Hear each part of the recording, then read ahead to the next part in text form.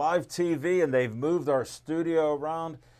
We had great desks here. We're down to one desk, and for some unknown reason, graphically, the desk will look good in front of us, but right now we're sitting about 7-8 feet behind. Very unusual to be freewheeling like this without a desk. Welcome to our live Pittsburgh Sports Line in the BPTV studios. We've been doing it every Thursday since January, and I'll have some breaking news later on in the show when we may change back to Tuesday night in a couple weeks. But thanks for watching our show on Comcast 7, and that's only on Comcast 7 in Bethel Park. Thanks for watching us on Verizon 32 in Bethel Park, and all the way from Nemacolin to Cranberry, Wexford, and all points in between. So check it out. Thanks for our Facebook likes. We hit a new high, 6918. So thank you for that. We appreciate that. And we got some sports and some entertainment. We're not sure what Smokin' Jim will say, as we always know, but we know he's an honest man. And I have a first promotion. This will be a little tricky because I'm sitting back 5 feet further. We'll see what Connor can do. Just watch this. Look at that, Olive Oil's Pizzeria, Hillcrest Shopping Center. You can see more of my body there. I appreciate that. It's 412-831-1900. Great Italian food, salads, desserts. I think they'll even have the Italian ice coming up. They always have that in the summer. Very good. And just go there, tell them the Talking Machine sent you. All right, we'll toss my one thing down. Next up, we end each show. We'll see what Connor can do. By the way, Connor does a great job. 1, 2, 3. Boom! Another 3 points for Gateway. Let me explain that disclaimer. Connor plays soccer. Smokin' Jim doesn't know soccer. One kick is 1 point. He thinks he's recruiting him for football. So this is why there's a disclaimer. Can I make a... Yes. Can I interrupt? Please. I'd like to pull the race card out and just get it out of the way with. Okay. You know how some people name their vehicles? Yes. Okay. Smokin' Jim has a name for his new vehicle. It's cornerback. Oh! Because it's white. Because it's white. That was good. I didn't see that one coming. That's good. Chip, I got it. And that may keep Smokin' Jim quiet for 20 seconds. But in honor of Joey Fabus, he died at 9 years old before his 10th birthday with a dreaded brain cancer, DIPG. So we honor him on our show. And the family raises over $100,000 so far to give to doctors to find a cure for DIPG. So stay Joey strong and support them. They're a 501c3. Next up, whoop, we'll get in there now. Another 501c3. Bethel Park Historical Society Arts and History Center, 2600 South Park Road. Very good on that, Connor. Should I bring it down a step? Oh, you can see my mask very nicely. They're a great 1905 schoolhouse. They remodeled almost everything there. They have all kind of events that they run there when it was COVID-free. Surely they'll be coming back. They have a dance studio. They have my favorite tea place, which is Reginald's Coffee. And Matt and Julie are just great owners. And my favorite tea there is Dragonwell Smokin' Jim, so you can treat me next time. I got you. They have hi-fi, and it's just a great place. They have fresh roasted coffee from around the world, and they have a roaster inside their business there, which is pretty cool. It's right in the seating area. And they have lots of treats there. They have donuts for you and all kind of other things. They have honey, fresh honey, and all kinds of stuff there. So check it out, Reginald's Coffee and the Schoolhouse. Let's see what else I got. All right. This is, we'll see what he comes up with. There it is. Kathleen Miller needs a kidney, at least in the next maybe 6 months or year. She's at Friendship Village, and she needs help. You can contact Montefiore Hospital for living donors. If you think you're a match and want to help her out, which is great. My son's my hero. He gave me a kidney, and he's doing well. He has no health problems whatsoever. His kidney's working fine. It's up to great levels. So be a living donor for this nice lady. And she's even trying to get us a show at Friendship Village on Boyce Road. Smoking Jim, we usually don't have questions now, I but just wanted to ask a question. Go ahead. Since you said living donors. I didn't know with a kidney, could it be somebody that passed away? well, and let me, get it? Smoking Jim, I'll try to explain it because that's a great question Thank for you. once. I was on the transplant list to get a cadaver kidney. There's over 95,000 people on the list. Okay. They can't tell you when you'll get called. You're on the list, and they know your blood type and all the other specifics. They told me it could take 6 years or more. And I met some people that were 13 years on the list. Wow. If you get a living donor that matches, you actually can live twice as long. They say if you get a cadaver kidney, you can live 14 years. If you get a living donor, you can live 26 or more years. I didn't know that. So it's a great asset. The healthy person gives you a kidney, and it's usually younger. My son was 28 at the time, so I got a 28-year-old kidney in me that's working great. So the huge difference is it's better with a living donor. That's Okay. why she's asking in advance. I see. So for once, believe me, guys, you can quote me. This is one of the rare times that he had a great question. Congratulations. I thank you, Smoking Jim. This is another record on Pittsburgh Sports Line. All right, the Bethel Park Community Foundation right here in Bethel. They've been around for 25 years. Go to bpcf.org, get an application. I'm a trustee. We have a meeting every couple months. I've missed them because of these Thursday night shows, but we'll see if we can go back to Tuesday nights, as I emphasize again, as my tease. So go get an application. They have $500 to, what is it, $5,000. $100 to $5,000. I forgot when Smoking Jim asked me a question. I am still stunned. Still stunned. And Smoking Jim, you can be any age from 18 to 75, and unlike you, in good health with no other health complications. So you have to be in, let me emphasize, good health. So that's the one key to it. But with this, you can be in any type of health you want, doing great things in Bethel Park, and you can get grant money. We've given out over $1 million. Wow. So there could be money for you. Let me see. I think I have one more. I'm tossing all this on the floor just to be dramatic. And here's another flyer for you. We'll see what Connor can do on this. What can he do? 1, 2, 3. He got it. He was on fire. Anthony in the control room just fired that shot right in there. I want you for BPTV, 412-831-3400. Or no, 3304, sorry. Yikes. I had a little slip there. Again, 412-831-3304. Yes. And you can tell him Uncle Al sent you. He put my face on Uncle Sam. Look at that smiling, talking machine face right at you. So check it out. Give Dave a call. Say you want to volunteer like Nick. Look at Nick parlayed his VIP status to a guest and a cast member of our show, and he's a talk host. So he made it to being a talk host on a sports show. Connor's on the camera. Look at the work he's doing. Anthony's in the back, and Smoking Jim will describe him. And I'm going to test Connor with all the ability that he has on this. We'll see what I can come up with. I'm going to get a little exotic on this. I'll see how we do with this. 3, 2, 1. Up, 3, 2, 1. Look at that with the paper clip. Great use of a paperclip. Skeets Service Station. Thank you, Nick. Skeets Service Station, 6103 Library Road, Finleyville, about 6 miles away here. Red, White, and Blue Station. Smoking Jim and I have been there. Skeets Lewandowski is the owner. He works on anything and everything that runs on gas. They're even fixing electronic devices, and they just do great work on cars. And they're still in business even with COVID. They survived all of that.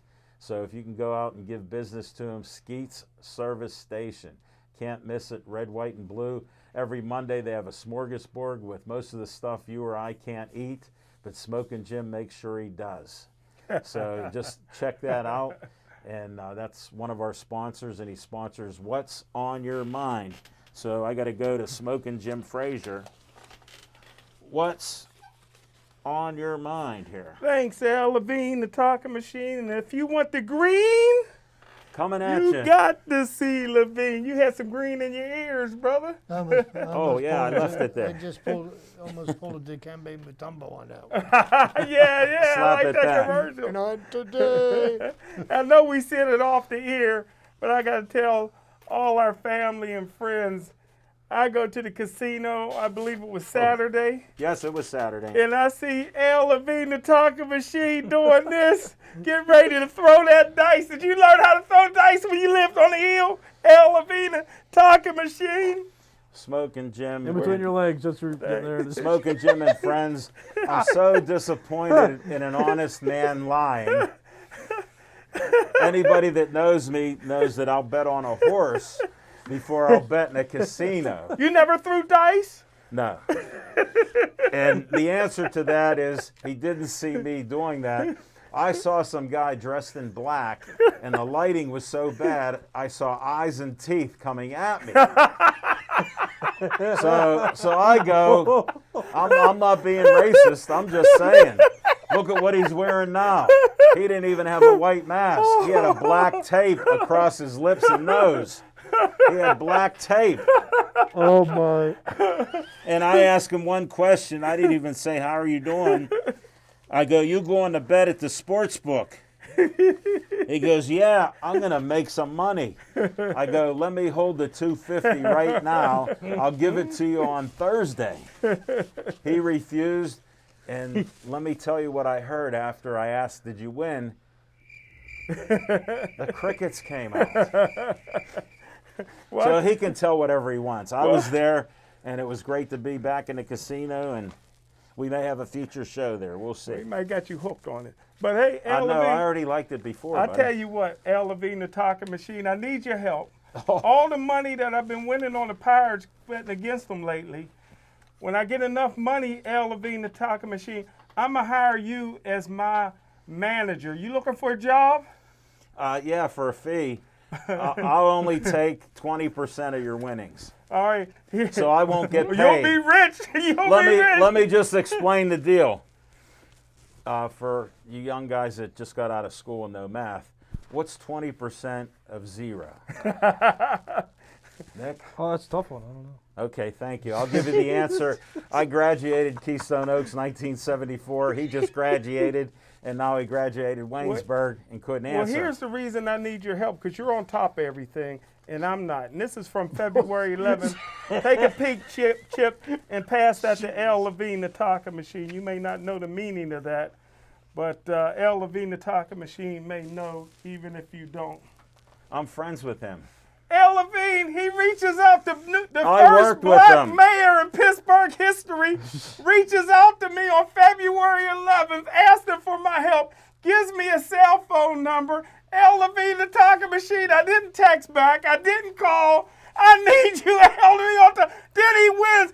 You know the doors that can be opened if you know the mayor. Al Levine. Now I don't sit at the back of the bus. Now I gotta get in the back of the line, Al, because I did not focus on it. But I tell you what, Corner, I Let love me you. interrupt you right there. I'm actually friends with Ed Gainey. Good, me too. I worked with him 9 years ago with a group. How the heck did he win? I He's- never thought that would happen. Did He's you? very popular, yes. You thought he would win? You thought he would beat Bike Lane Bill? Well, with you calling him Bike Lane Bill, that's why he lost. And I rest my case. I'm should've friends ran. with Ed. He's actually a nice guy, and I'm hopeful for Pittsburgh to He's a get good better.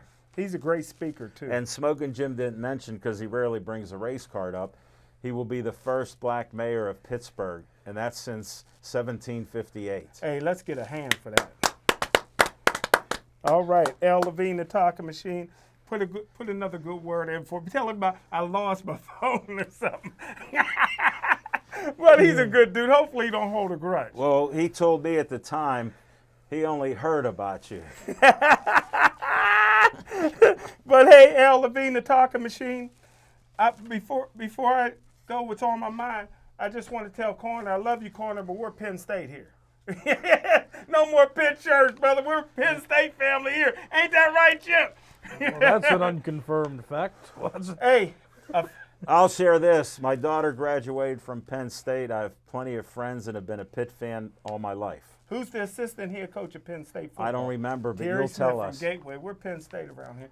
Hey, Al Levine and Waynesburg. They don't win, but we like Waynesburg. Hey, Chip, I got a buddy of mine that loves you in your baseball and listens to the show all the time.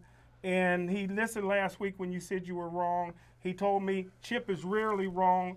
The only time Chip is wrong is when he disagrees with you. And that's fact. I agree, Chip. It's a rarity, You can laugh at but that. that's the only time you're wrong. Disclaimer, if you've watched the show more than 2 months, you know Smoking Jim has about a 20-30 rate of winning. 20 to 30. And here, Al Levine, the talking machine, here's something that Chip can get back on the winning track with. The WPIL, listen, Chip, we're talking about a white family. Transferred to Gateway, the Birch family. Now, you can even get in on this, Nick. Yeah? Why would you? Two brothers transfer to Gateway on the same day. One's in going to 10th grade, the other one will be a senior. The WPIL rule, the senior is eligible, but the sophomore is ineligible. They came from the same house. It's the same reason that they transferred. That is wrong, isn't it, Chip? Especially if it was because of athletics. And Chip agrees with me again. But here, Disclaimer. He just did not. Disclaimer. Did anybody hear Chip say, I agree with Smoking how Jim? can that be right? One brother can't. They Well, both play let me- football. They're both all Let me state. guess. The sophomore's a better athlete. No, Yeah, here's that what is true. happened. I'll That is explain true. what happened so What Smoking happened? Jim can understand. What happened? First of all, their ages, and the younger guy wants to be a doctor. So they said, you know what? We don't graduate anybody going to medical school. That's what I heard. That's what I'm saying. I'm gonna wrap this up in 30 seconds. I hope so. Doubtful. I got to do a weekly thing on the greatest basketball player of all time, Wilt Chamberlain. Wilt Chamberlain career, 30 points, 30 rebound games, 128. Guess how many second place? 62. Bill Russell second place with 3. Moses Malone 1. Kevin Love 1. Dwight Howard 1. Wilt Chamberlain, 30 points, 30 rebounds in one game, did it 128 times. And that's what's on my mind. What about Wait a the minute, main wait a thing? minute. So, because we like to talk about the things that really have no significance, how many championships? 30 points and 30 rebounds is no significance? How many championships did Bill Are Russell you saying win? that 30 points and How 30 many rebounds is Yes, you enough? don't hear championships Chip. did Bill Russell win? Are you not impressed with 30 How points and 30 many rebounds? championships did Bill Russell win? I'm not sure. I'm not sure. Less than Bill Russell. He won a lot.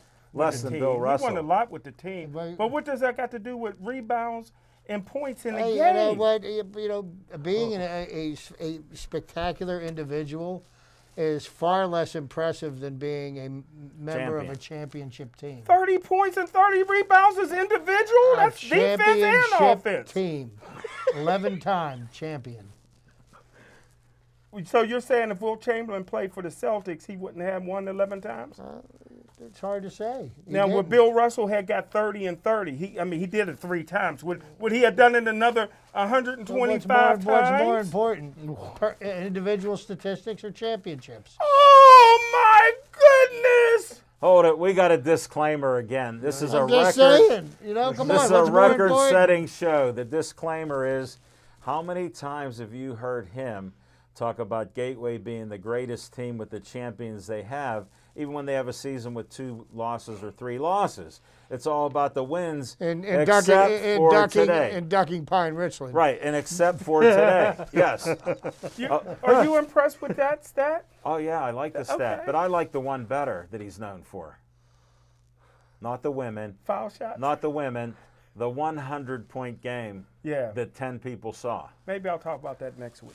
Well, that would be 30 seconds, as this was 3 minutes too long again, and that's the 7th disclaimer I gave. Just check it because I exaggerated. But thank you, Smokin' Jim. Chip Hayner, finally, what's on your mind? What's on my mind? Very, very sad day in Pittsburgh Pirate Land. Yes. One of the truly great athletes from the team of the 70s, Rennie Stennett, passed away on May the 18th. Rennie Stennett, 74 years old. 72. I thought he was 74. 1949 he was born. Oh, okay. 1949, he was 72 Thank you. years old. He died of cancer. Sad to say. He was born in Colon, Panama. He was raised in the Panama Canal Zone. Wow. He played for Don't 4 ask Smokin' minor Jim league about teams that. in the Pirates farm system from 1969 to 1971. The Class A Gastonia Pirates in 1969. The Class A Salem Rebels in 1970. The AAA Columbus Jets in 1970, and the AAA Charleston Charlies in 1971. He made his major league debut on July the 10th, 1971, at the age of 20, leading off for the Pirates, going 0 for 4 against the Atlanta Braves. He collected his first major league hits a week later, going 2 for 4 against the Padres. On September 1st, Pittsburgh faced the Philadelphia Phillies with the first major league all-black and Latino starting lineup. Stennett led off the game for the Pirates, who won 10-7. Rennie Stennett set a record, a major league record.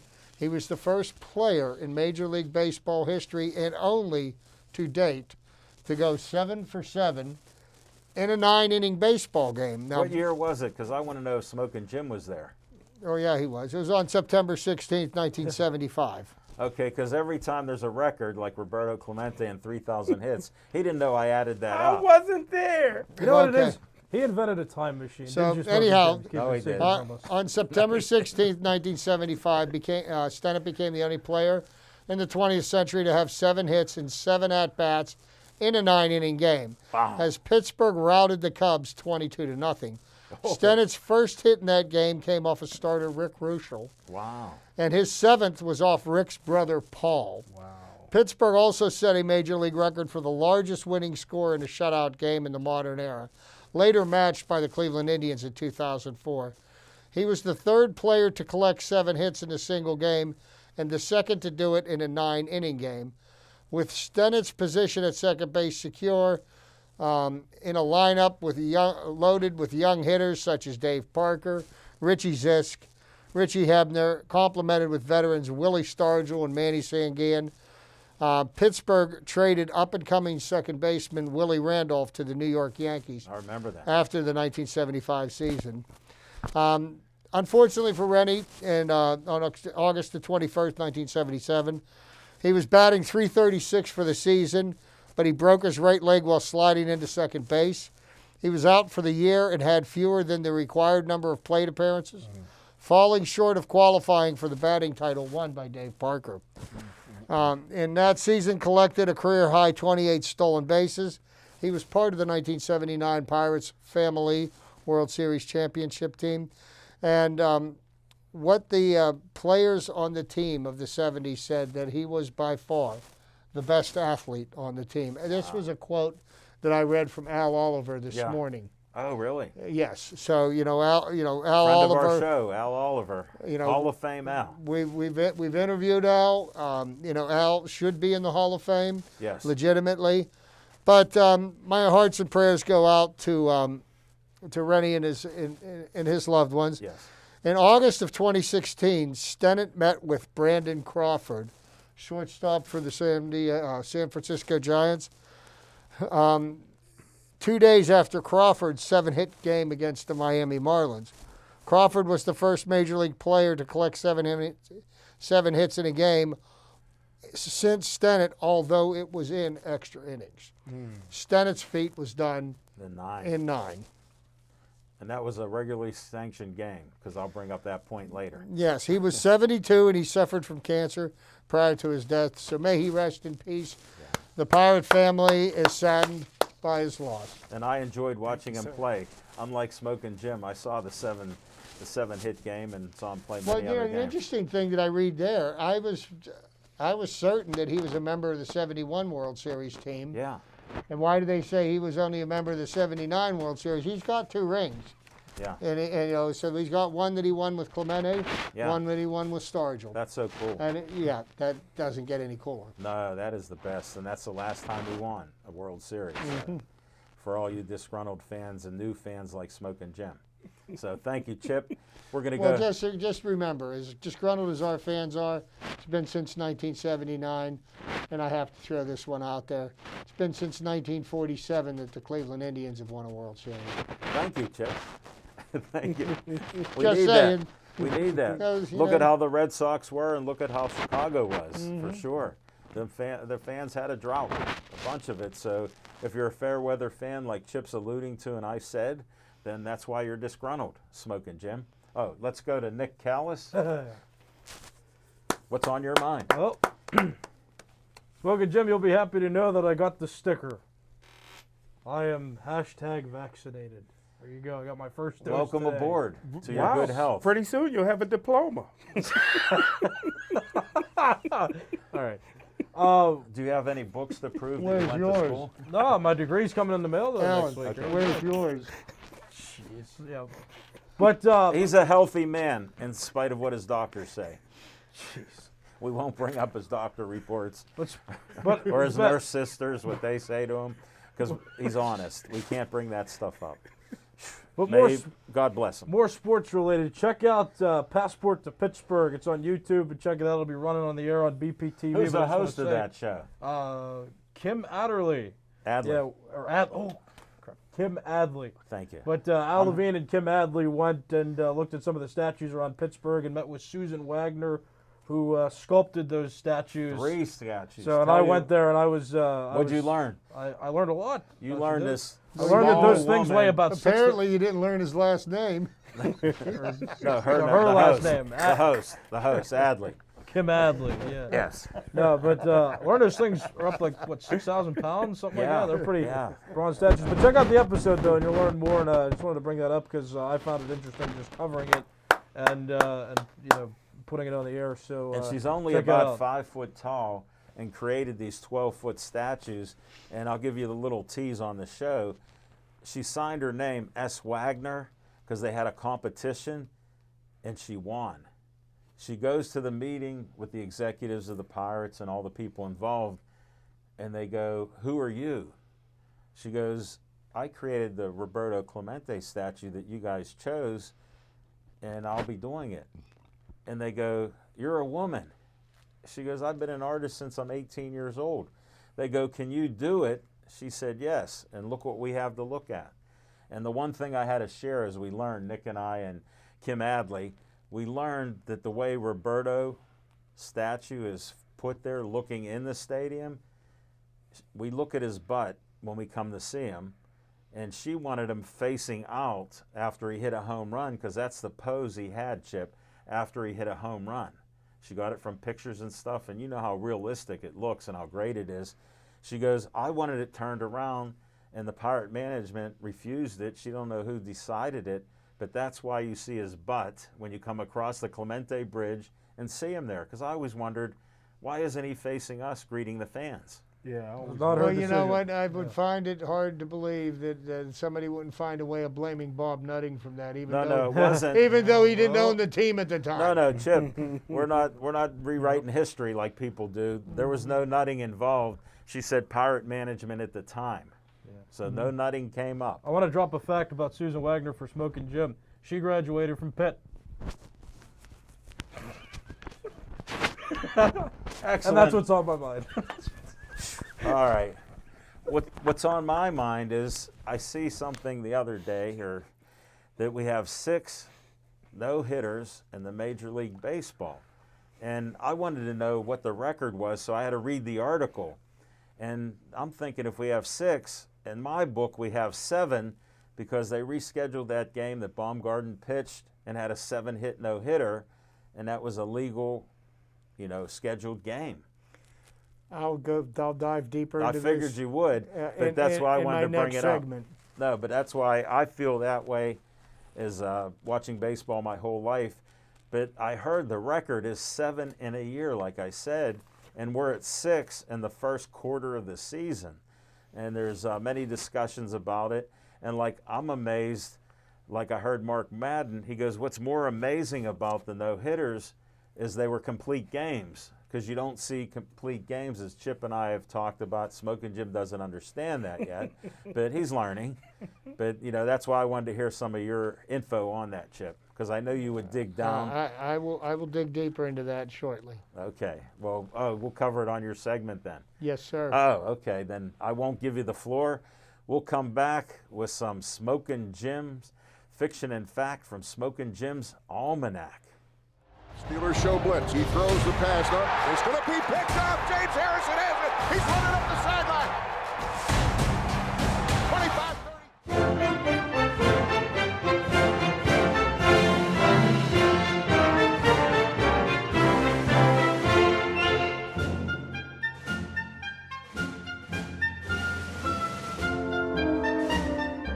Hi, Bethel Park.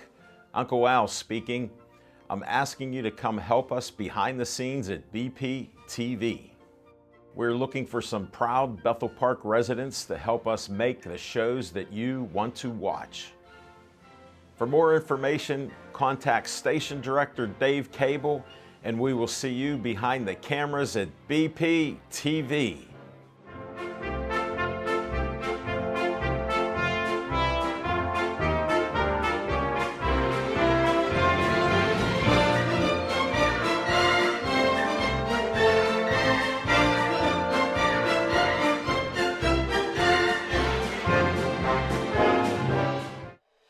In a world of Nintendo games, has grown popular over time. Completing all of the levels in Yoshi Island.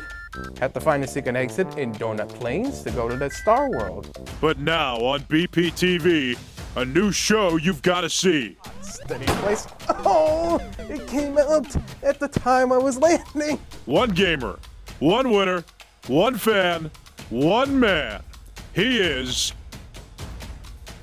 Bethel Park Gaming. It's an all-new game show to play around all Nintendo games he can find. And he is ready to beat one game in one episode. And you can be a part of this too by watching all new episodes of Bethel Park Gaming on your local TV station and both YouTube and Facebook pages every Monday at 12 p.m. right here on BPTV.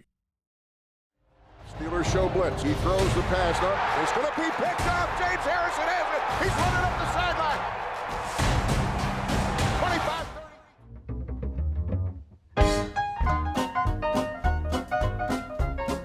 25-30.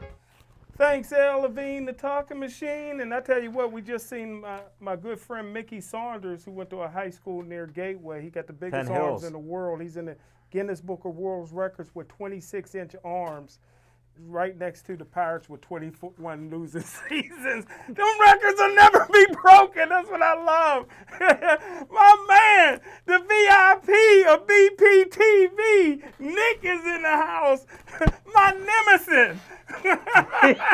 What does that mean? I gotta look it up. My main man, Chip Hayner is here. And I tell you what, the Golden Foot is in the house wearing a nice Penn State t-shirt.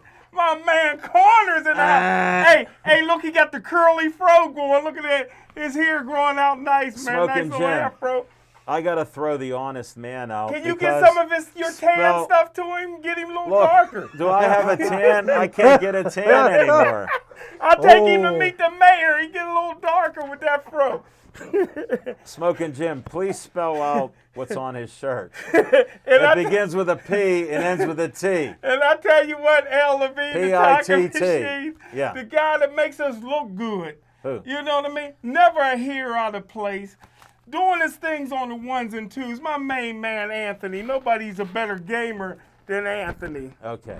Sure, he can throw some dice. But hey, Al Levine, the talking machine, this is what's on my mind. He's and not old enough to go not in the old enough to casino I yet. tell you what, I'm He going can't go in the I'm casino. going to be real quick. Oh, finally. I got a bone to pick with the Tribune Review, and I'm going to find the guy that wrote the article, and I'm going to tell him to either detract it or I'm coming after him. And I'll talk about him on every show I'm ever on. Al Levine, the talking machine. Let's go. The fat black kicker for the punter for the Steelers. In the Tribune, he said he wants to be a trailblazer for other punters. Number one, that was wrong, and that's a lie anyhow because every punter in the league is white.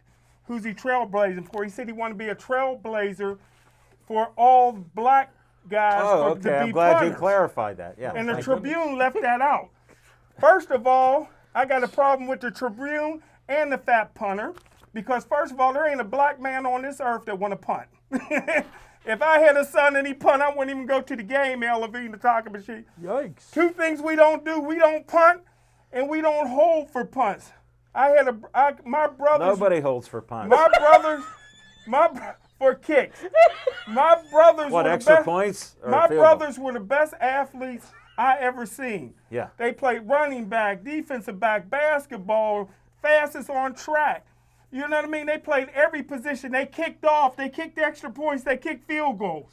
Did they punt? I called a timeout when the coach asked them to punt. I said, we don't punt. Find somebody else on this team to punt. Al Levine, the talking machine, there's no black kid on the planet that want to punt. This guy wants to be a trailblazer. In my opinion, he shouldn't make the team. I don't think he's the best kicker on the Pittsburgh Steelers team.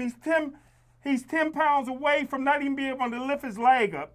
Al Levine, the talking machine. Where's that at? Where's that at? And I tell you what, Al Levine, the talking machine, I'll say this at the end. Al Levine, the talking machine. I'm against it. I didn't like the draft pick. There was not a player drafted from the traditional black colleges, and you know them guys can play down there. Yeah. They could have used the pick on one of them guys. And the year that Bill Nunn goes into the Hall of Fame, which he has no business going in before Dick Haley, but anyhow, he's in there. Wow. You should at least drafted one kid from the all-black colleges instead of a fat punter. Thank And you. that's what's on my mind. Thank you for your opinion. And I know you agree, Chip. 2 words. Reggie Roby. Yeah, I liked him. All right. I did like him. Thank you, Smoking Jim. Good job. I did like him.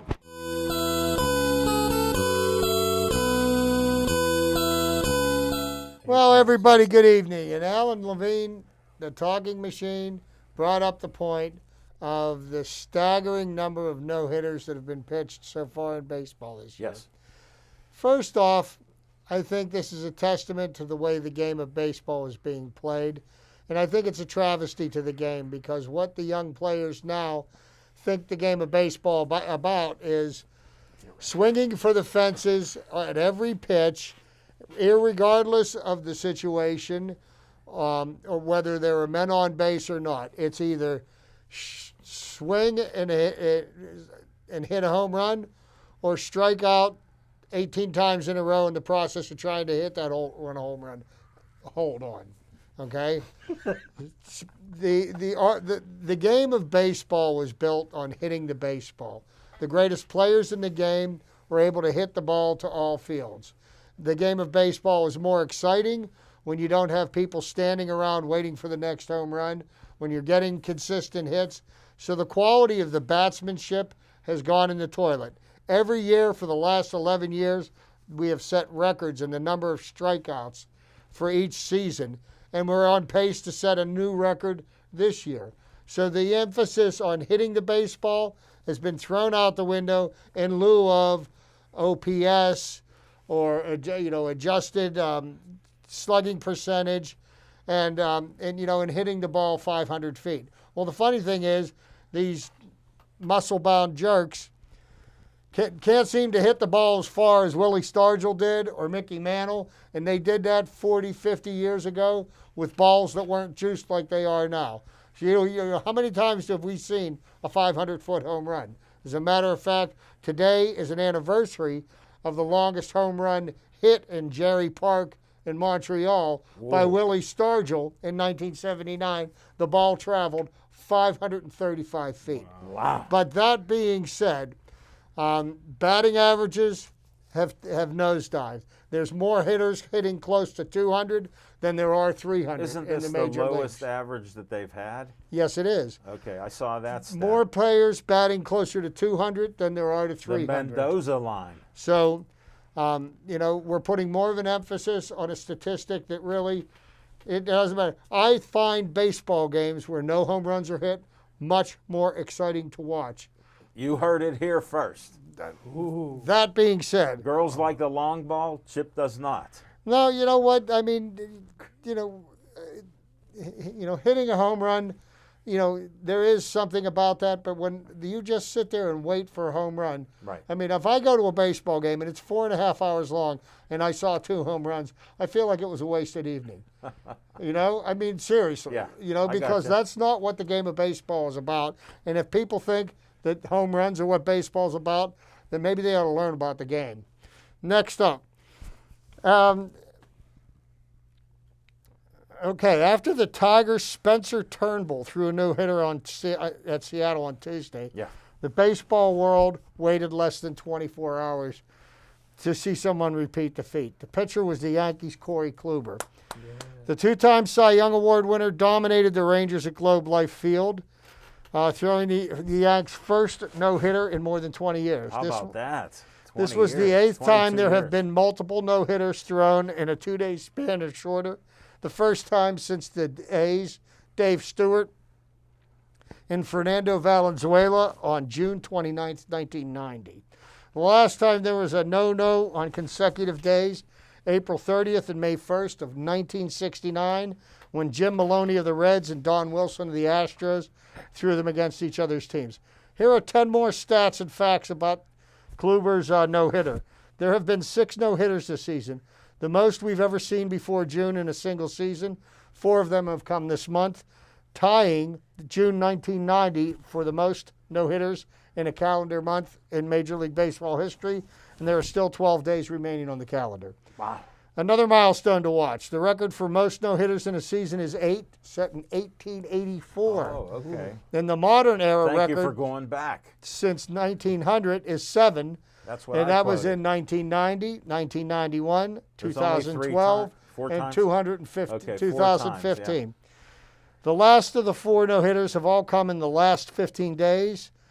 That's tied for the most no-hitters in any 15-day span in Major League history, with 1917 when there were 4 in a 13-day stretch from April 24th to May 6th, according to the Elias Sports Bureau. And they know records. There has been a definite pattern to the no-hitters this season, namely teams they have come against. 2 pitchers have no-hit the Cleveland Indians.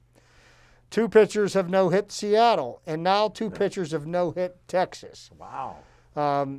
With the Padres' Joe Musgrove having beaten Kluber to the punch on April 9th at Globe Life. This is the first time we've had 3 teams no-hit twice in a season. Before 2021, there was only one other season in which 2 teams were no-hit twice. That was 2015 with the Mets and the Dodgers. No team has been no-hit 3 times in a season. Could happen this year. Yeah. Coming in 2021, only 5 teams have ever been no-hit twice at home in the same season.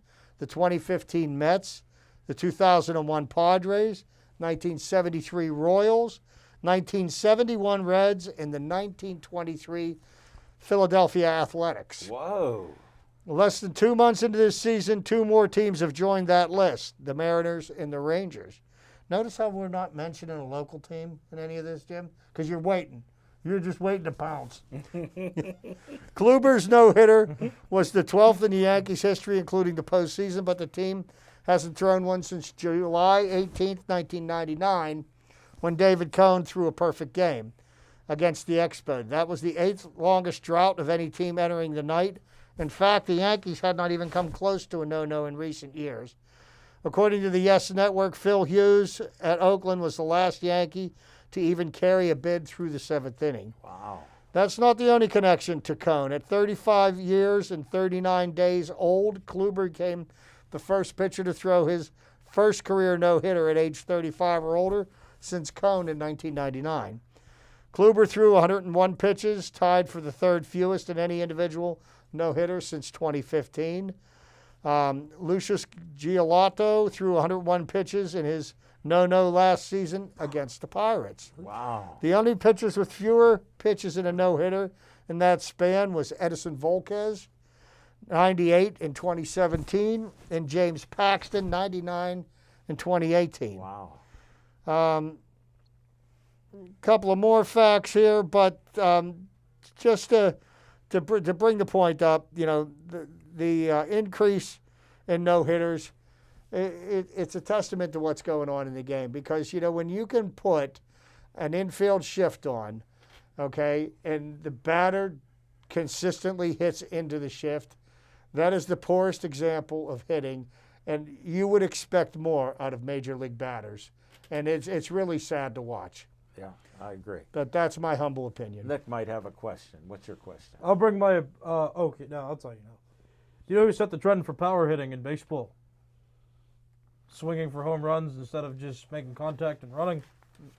Babe Ruth, which is before we were all born. And in recent years, more pitches have been thrown over 100 miles per hour in recent years than in the entire history of Major League Baseball. I rest my case. Yeah, no, there is no case to rest, because what was Babe Ruth's average? Babe Ruth consistently batted 330, 350. Right, but that dispels your myth of swinging for the fence, because he never once batted 200, nor did he once strike out 200 right, times. But pitchers back in that day were not throwing with as high as velocity as they are now. The velocity has nothing to do with pitching. No, it doesn't. Greg Maddux, Hall of Fame, 360 wins, never threw a pitch over 88 miles an hour, and he's in the Hall of Fame. It's one guy. There's a laundry list of them. How many of these players that throw over 100 miles an hour, how many years do they last in the league? 1, 2? Let's count the number of times Tommy John surgery's done. Research that. Research. Yeah. Okay. Case closed. All right. You're overmatched, son. How about that? We have a disagreement here. There's still a disagreement here. Don't worry. Wait. All right. Thanks, Chip. We'll go to VIP.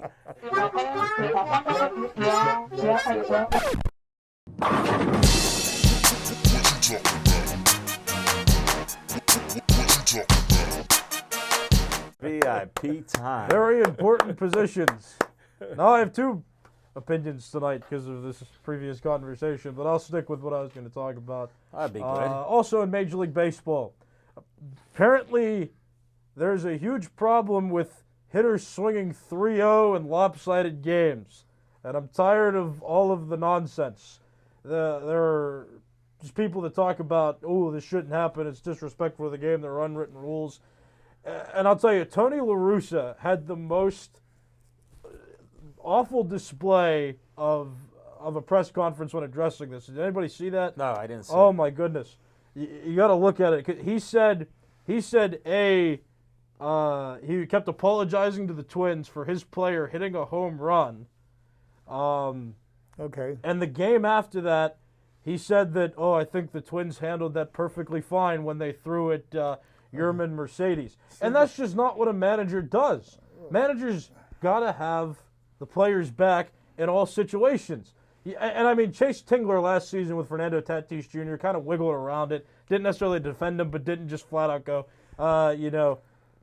this was wrong. No, but like Tony La Russa and his old school, like, I thought he threw a good sinker from my vantage point when the pitch went behind the batter. So what you're failing to do, and you're failing to present the facts of the situation. There was a position player pitching? No. Here's what the facts of the situation were. It was late in the game. They had an 11-run lead. They had a position player pitching, right? Okay, who was throwing the ball 47 miles an hour. The count was 3-0. Yeah. The third base coach gave him the take signal. Yes, he did. He didn't have enough time to look at the third. Let me finish. The third base coach gave him the take signal. He missed it. The manager yelled at him from the dugout, take the pitch. He did not. Yes, he did. He would embellish that story. That's what he said he did. There's no way he's running up the steps. There's no. Can you imagine Tony La Russa at his age running up steps to go, take the pitch, take.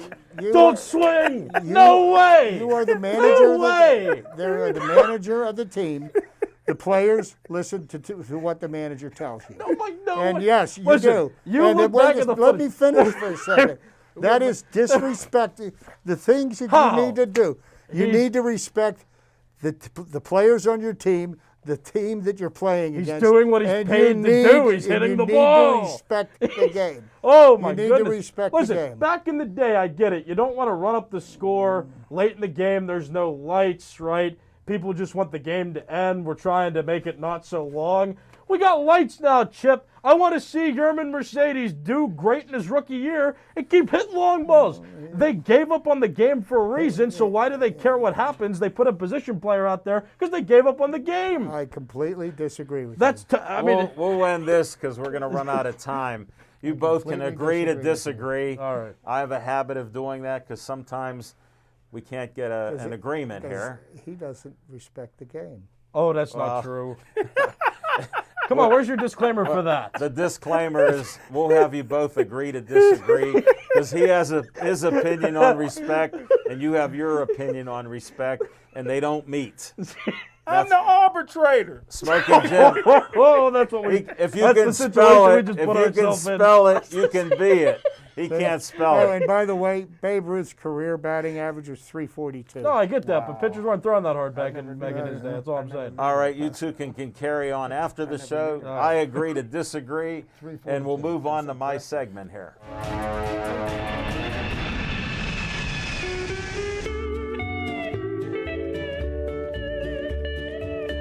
Live TV, folks, we still were carrying on that agreement to disagree. Neither one has conceded any points. Smoking Jim has thrown something out about a guy that was on the clear, and he never would intentionally take anything to make his head get 5 sizes bigger. But we'll carry on with that later. On location this weekend, USS Fight Academy, 6 o'clock, 1712 North Lincoln Highway, North Versailles, USS Fight Academy. Amateur fights, they had 10 last time. I'm assuming there'll be 10. Usually people cancel out, so we'll see what happens. Smoking Jim and I will be there, along with Nick as the cameraman. First time, the rookie VIP guy is going to be filming boxing, so it'll be quite the adventure. Then we have another one and a location near Gateway, or no, that's Penn Hills, Longview Country Club.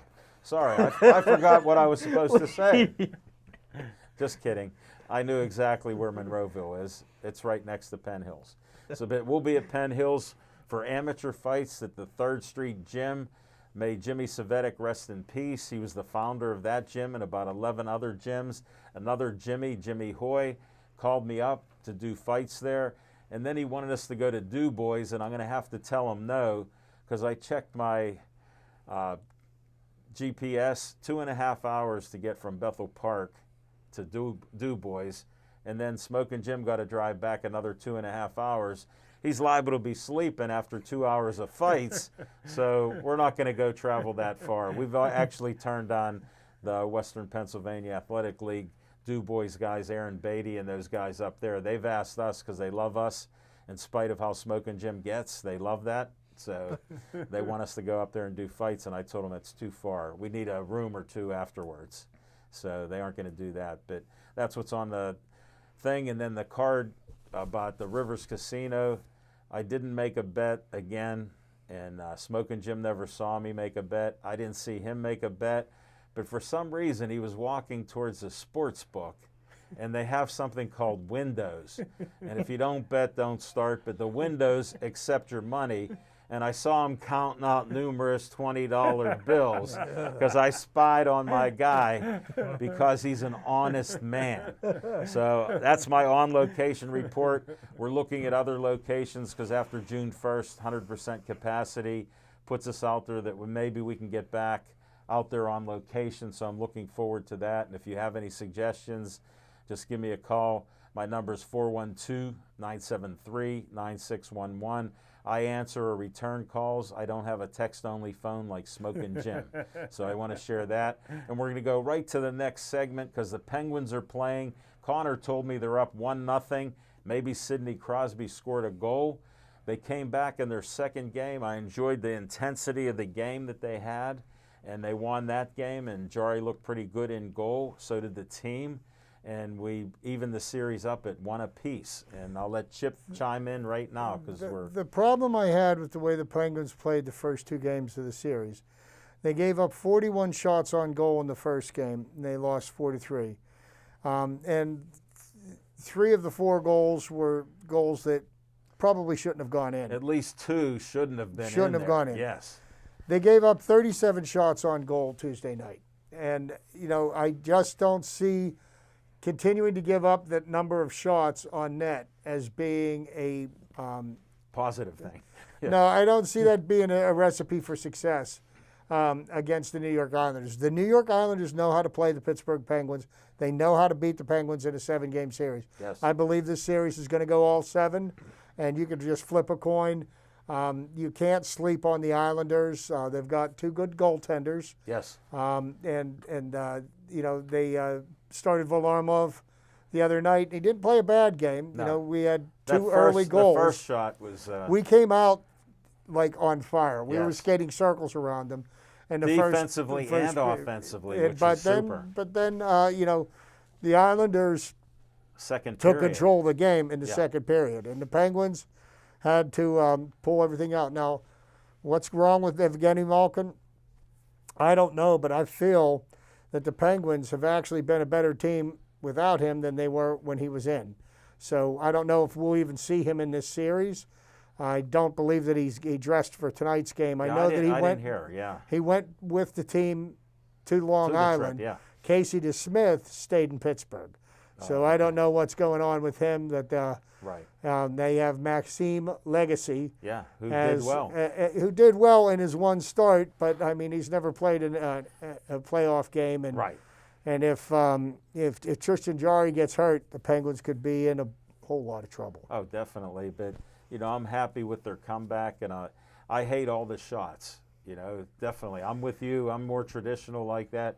Keep it under 30, and I like our chances that way. The way Letang played, I appreciate his skills and what he did. He actually looked good, and he's with the system, which you and I both appreciate. Well, to be honest with you, I think the Penguins' top defenseman is Dumoulin. Yes.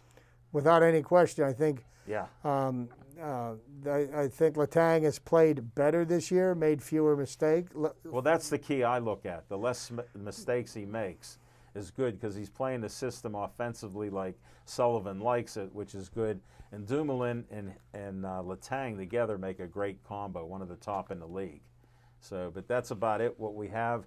Thank you for watching another one of our shows. We appreciate that. And we're thinking about moving our June 10th show to June 8th. So the week of the 7th, look for us possibly on 7 o'clock Tuesday night back in our own time slot. And please stay Joey strong.